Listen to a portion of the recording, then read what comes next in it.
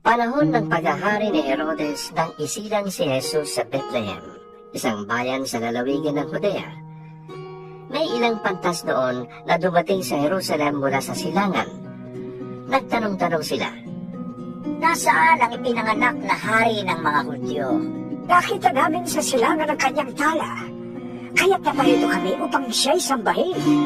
Nang mabalitaan ito ni Haring Herodes, ay naligalig siya. Gayon din ang buong Jerusalem.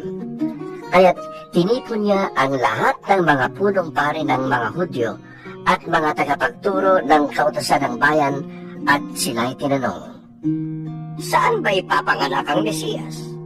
Sa Bethlehem na nasa Judea po, tugon nila, sapagkat ganito po ang isinulat ng propeta.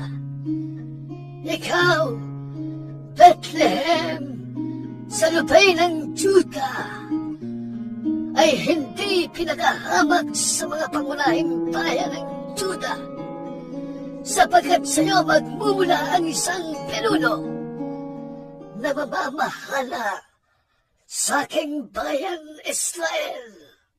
palihim na ipinatawag ni Herodes ang mga pantas at inusisa kung kailan lumitaw ang tala.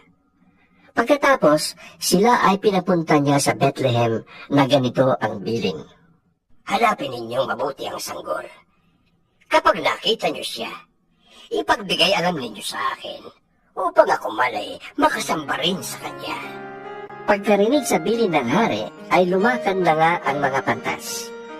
Ganun na lamang ang kanilang tuwa nang makita nilang muli ang talang nakita nila sa silangan.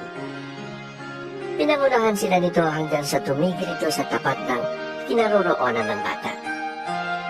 Pagpasok sa bahay, nakita nila ang bata sa piling ni Maria na kanyang ina. Nagpatira pa sila at sumamba sa bata. Binuksan nila ang kanilang mga sisidlan at inihandog sa kanya ang dala nilang ginto, insenso at mira.